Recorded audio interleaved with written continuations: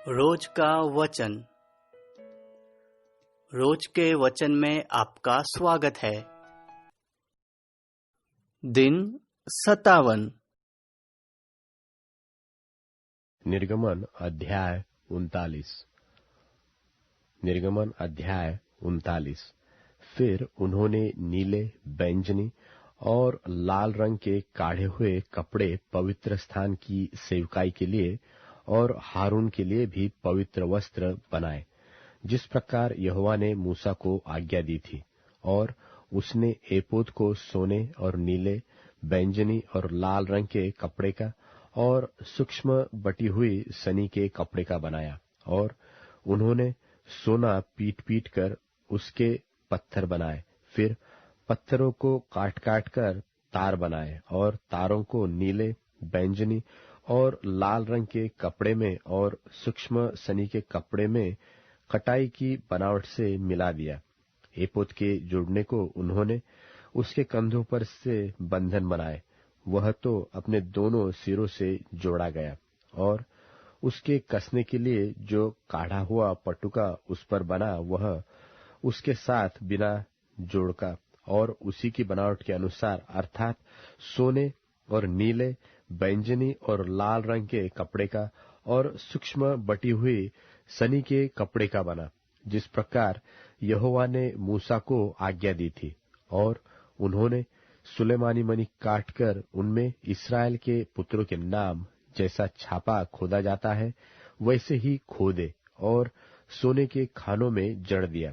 और उसने उनको एपोद के कंधे के बंधनों पर लगाया, जिससे इस्राएलियों के लिए स्मरण कराने वाले मणि ठहरे, जिस प्रकार यहोवा ने मूसा को आज्ञा दी थी। और उसने चपरास को एपोद की नाई सोने की और नीले, बैंजनी और लाल रंग के कपड़े की और सूक्ष्म बटी हुई सनी के कपड़े में बेलबूटे का काम किया हुआ बनाया।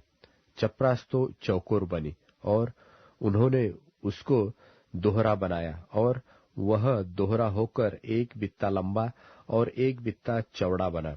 और उन्होंने उसमें 4 पांति मणि जड़े। पहली पांति में तो माणिक्य, पद्मराग और लाडली जड़े गए, और दूसरी पांति में मरकत, नीलमणि और हीरा, और तीसरी पांति में लशम, सूर्यकांत और नीलम, और चौथी पांति में फिरोजा, सुलेमानी मणि और यशब जड़े। ये सब अलग अलग सोने के खानों में जड़े गए। और ये मणि इस्राएल के पुत्रों के नामों की गिनती के अनुसार 12 थे। 12 गोत्रों में से एक एक का नाम जैसा छापा खोदा जाता है, वैसा ही खोदा गया। और उन्होंने चपरास पर डोरियों की नाई गुंथे हुए चोखे सोने की जंजीर बनाकर लगाई।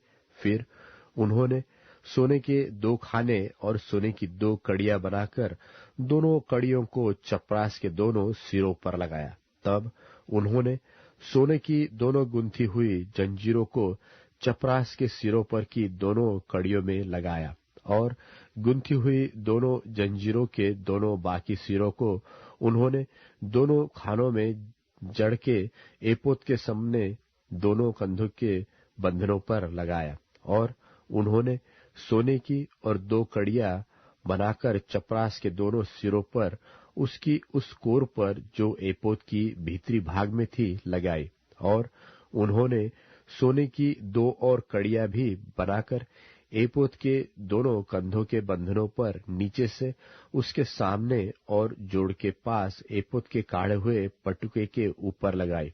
तब उन्होंने चपरास को उसकी कड़ियों के द्वारा एपोद की कड़ियों में नीले फीते से ऐसा बांधा कि वह एपोद के काढ़े हुए पटुके के ऊपर रहे, और चपरास एपोद से अलग न होने पाए, जैसे यहोवा ने मूसा को आज्ञा दी थी। फिर एपोद का बागा संपूर्ण नीले रंग का बनाया गया, और उसकी बनावट ऐसी हुई कि उसके बीच 72 के छेद के समान एक छेद बना, और छेद के चारों ओर एक कोर बनी कि वह फटने न पाए। और उन्होंने उसके नीचे वाले घेरे में नीले, बैंजनी और लाल रंग के कपड़े के अनार बनाए। और उन्होंने चोखे सोने की घंटियां भी बनाकर बागे के नीचे वाले घेरे के चारों ओर अनारों के बीचों बीच लगाई, अर्थात बागे के नीचे वाले घेरे की चारों ओर एक सोने की घंटी और एक अनार, फिर एक सोने की घंटी और एक अनार लगाया गया कि उन्हें पहने हुए सेवा टहल करे, जैसे यहोवा ने मूसा को आज्ञा दी थी। फिर उन्होंने हारून और उसके पुत्रों के लिए बुनी हुई सूक्ष्म सनी के कपड़े के अंगरखे और सूक्ष्म सनी के कपड़े की पगड़ी और सूक्ष्म सनी के कपड़े की सुंदर टोपियां और सूक्ष्म बटी हुई सनी के कपड़े की जांघिया और सूक्ष्म बटी हुई सनी के कपड़े की और नीले, बैंजनी और लाल रंग की कारचोबी काम की हुई पगड़ी, इन सबों को जिस तरह यहोवा ने मूसा को आज्ञा दी थी वैसा ही बनाया। फिर उन्होंने पवित्र मुकुट की पटरी चोखे सोने की बनाई और जैसे छापे में वैसे ही उसमें ये अक्षर खोदे गए, अर्थात यहोवा के लिए पवित्र। और उन्होंने उसमें नीला फीता लगाया जिससे वह ऊपर पगड़ी पर रहे, जिस तरह यहोवा ने मूसा को आज्ञा दी थी। इस प्रकार मिलाप वाले तंबू के निवास का सब काम समाप्त हुआ और जिस जिस काम की आज्ञा यहोवा ने मूसा को दी थी इस्राएलियों ने उसी के अनुसार किया। तब वे निवास को मूसा के पास ले आए, अर्थात घुंडिया, तख्ते, बेंडे, खंबे, कुर्सियां आदि सारे सामान समेत तंबू और लाल रंग से रंगी हुई मेंढों की खालों का ओढ़ना और सुइसों की खालों का ओढ़ना और बीच का पर्दा, डंडों सहित साक्षी पत्र का संदूक और प्रायश्चित का ढकना, सारे सामान समेत मेज और भेंट की रोटी, सारे सामान सहित दीवट और उसकी सजावट के दीपक और उजियाला देने के लिए तेल, सोने की वेदी और अभिषेक का तेल और सुगंधित धूप और तंबू के द्वार का पर्दा, पीतल की झंझरी, डंडों और सारे सामान समेत पीतल की वेदी और पाए सहित हौदी, खंभों और कुर्सियों समेत आंगन के पर्दे और आंगन के द्वार का पर्दा और डोरिया और खुंटे और मिलाप वाले तंबू के निवास की सेवकाई का सारा सामान, पवित्र स्थान में सेवा टहल करने के लिए वेलबूटा काढ़े हुए वस्त्र और हारून याजक के पवित्र वस्त्र और उसके पुत्रों के वस्त्र, जिन्हें पहनकर उन्हें याजक का काम करना था, अर्थात जो जो आज्ञा यहोवा ने मूसा को दी थी उन्हीं के अनुसार इस्राएलियों ने सब काम किया। तब मूसा ने सारे काम का निरीक्षण करके देखा कि उन्होंने यहोवा की आज्ञा के अनुसार सब कुछ किया है, और मूसा ने उनको आशीर्वाद दिया।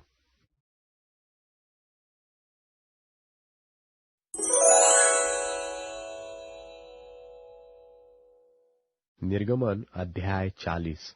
निर्गमन अध्याय 40। यहोवा के निवास के खड़े किए जाने और उसकी प्रतिष्ठा होने का वर्णन। फिर यहोवा ने मूसा से कहा, पहले महीने के पहले दिन को तू मिलाप वाले तंबू के निवास को खड़ा कर देना और उसमें साक्षी पत्र के संदूक को रखकर बीच वाले पर्दे की ओट में करा देना और मेज को भीतर ले जाकर जो कुछ उस पर सजाना है उसे सजवा देना।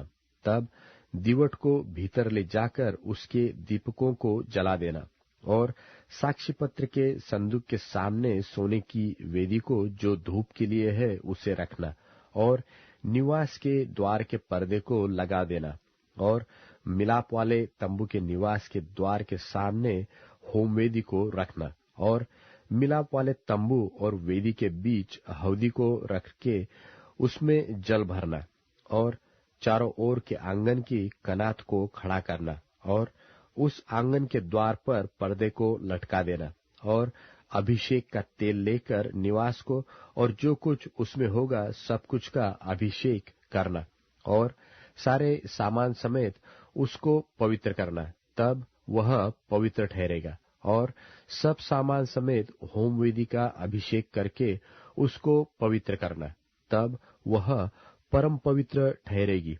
और पाए समेत हौदी का भी अभिषेक करके उसे पवित्र करना और हारून और उसके पुत्रों को मिलाप वाले तंबू के द्वार पर ले जाकर जल से नहलाना और हारून को पवित्र वस्त्र पहनाना और उसका अभिषेक करके उसको पवित्र करना कि वह मेरे लिए याजक का काम करे, और उसके पुत्रों को ले जाकर अंगरखे पहनाना, और जैसे तू उनके पिता का अभिषेक करे वैसे ही उनका भी अभिषेक करना कि वे मेरे लिए याजक का काम करे, और उनका अभिषेक उनकी पीढ़ी पीढ़ी के लिए उनके सदा के याजक पद का चिन्ह ठहरेगा।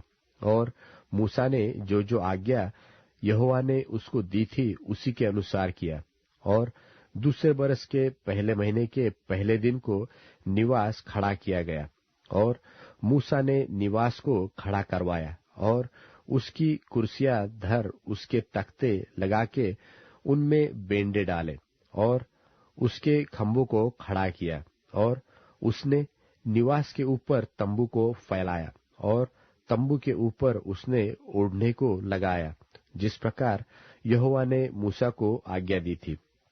और उसने साक्षी पत्र को लेकर संदूक में रखा और संदूक में डंडों को लगा के उसके ऊपर प्रायश्चित्त के ढकने को धर दिया, और उसने संदूक को निवास में पहुंचाया और बीच वाले पर्दे को लटकवा के साक्षी पत्र के संदूक को उसके अंदर किया, जिस प्रकार यहोवा ने मूसा को आज्ञा दी थी।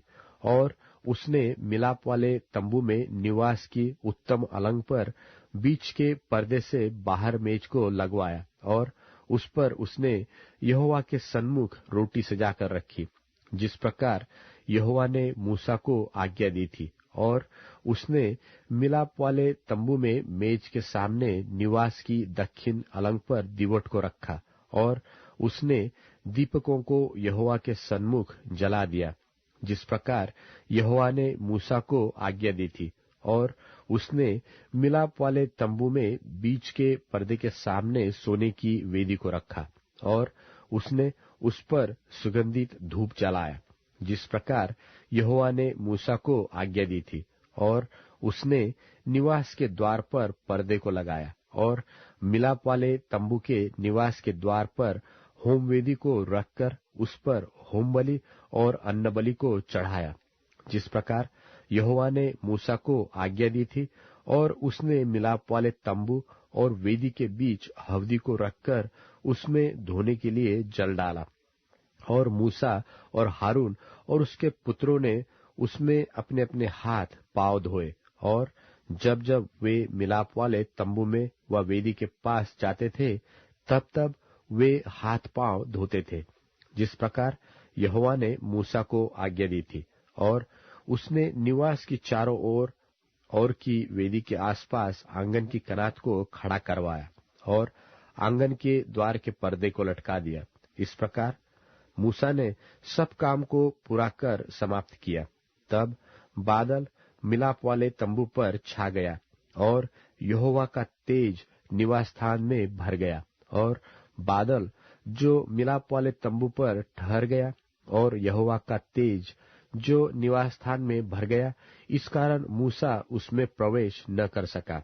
और इस्राएलियों की सारी यात्रा में ऐसा होता था कि जब जब वह बादल निवास के ऊपर उठ जाता तब तब वे कूच करते थे, और यदि वह न उठता तो जिस दिन तक वह न उठता था उस दिन तक वे कूच नहीं करते थे। इस्राएल के घराने की सारी यात्रा में दिन को तो यहोवा का बादल निवास पर और रात को उसी बादल में आग उन सबों को दिखाई दिया करती थी।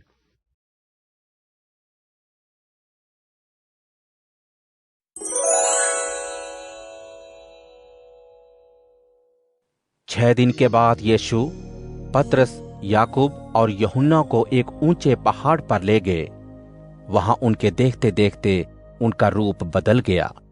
उनके कपड़े बर्फ की तरह सफेद और इतने चमकने लगे जितना पृथ्वी पर कोई भी धोबी सफेदी नहीं ला सकता था। वहीं एलिया और मूसा भी प्रकट हुए और वे यीशु से बातें कर रहे थे। पतरस तुरंत बोल उठा, गुरुजी, हमारे लिए यहाँ रहना अच्छा है। हम 3 मंडप बनाएंगे, एक आपके लिए, एक मूसा के लिए और एक एलिया के लिए। वह सभी इतना डर गए थे कि पतरस बौखलाकर कुछ भी बोल बैठा। एक बादल ने आकर छाया से उन्हें ढांक लिया। बादल ही में से एक आवाज आई कि ये मेरा प्यारा बेटा है, इसी की सुनो। अचानक जब उन्होंने चारों तरफ देखा तो वहां कोई नहीं था, सिर्फ वह और यीशु। जैसे ही वे पहाड़ से नीचे उतरे, यीशु ने उस अनुभव को दूसरों से बताने की तब तक मनाही की जब तक कि वह मरे हुओं में से जी ना उठें। जी उठना क्या है, इस पर वाद विवाद तो उन्होंने किया, लेकिन इस विषय पर चुप्पी साध ली। उन लोगों ने पूछा, शास्त्री ये क्यों कहते हैं कि पहले एलिया आएगा? यीशु ने उत्तर दिया, ये तो सच है कि एलिया पहले आकर सब कुछ सुधारेगा, लेकिन मनुष्य के पुत्र के लिए ये लिखा है कि वो बहुत दुख उठाएगा और बेइज्जत किया जाएगा।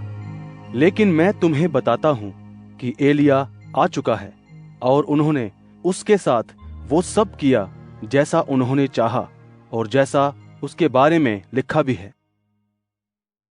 जब यीशु शिष्यों के साथ वापस आए, उन्होंने अपने चारों तरफ एक बड़ी भीड़ देखी और शास्त्रियों ने यीशु से सवाल जवाब किए। यीशु को देखते ही लोगों को आश्चर्य हुआ और दौड़े आए और प्रणाम किया। यीशु ने शास्त्रियों से पूछा, तुम उनसे क्या पूछ रहे हो? भीड़ में से एक ने उत्तर दिया, गुरुजी, मैं अपने बेटे को आपके पास लाया था। उसके अंदर एक गूंगी आत्मा है। जब कभी वो उस पर सवार होती है, उसे पटक देती है। उसके मुंह में फैन भर आता है और वो अपने दांत पीसता है। वो दिन व दिन कमजोर होता जा रहा है। मैंने आपके शिष्यों से विनती की थी, लेकिन वे उसे निकाल नहीं पाए। यीशु बोल उठे, हे अविश्वासी पीढ़ी, मैं कब तक तुम्हारे साथ रहूंगा? कब तक तुम्हारी सहूंगा? उसे मेरे पास लाओ। वह उसे यीशु के पास लाए। जब उस गंदी आत्मा ने उसे देखा, तुरंत लड़के को दौरा पड़ा और वह जमीन पर गिर गया और मुंह में फैन लाते हुए लौटने लगा।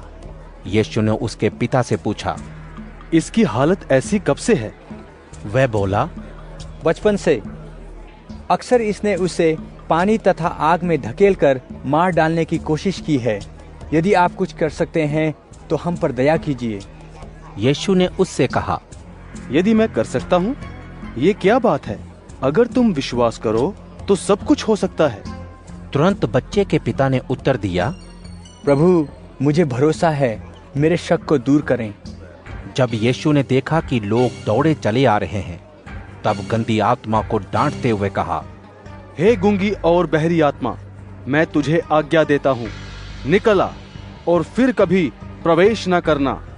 वह आत्मा चिल्लाई और भयंकर दौरे के साथ उसे पटक कर उसमें से निकल गई। वह मानो मरा सा रह गया तथा बहुतों ने कहा, वह मर गया है।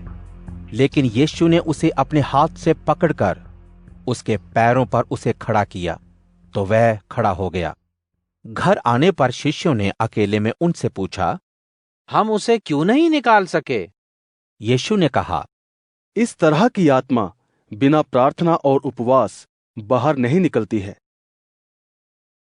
वहां से निकलकर वह गलील से होकर गुजरे। यीशु ने नहीं चाहा कि वहां कोई यह बात जाने। लोगों को सिखाते हुए यीशु ने कहा, मनुष्य का पुत्र लोगों के हाथ पकड़वाया जाएगा और वे उसे मार डालेंगे। उसके मारे जाने के बाद वो तीसरे दिन जी उठेगा। वह लोग ये बात समझ न सके और पूछने के लिए डरते भी थे।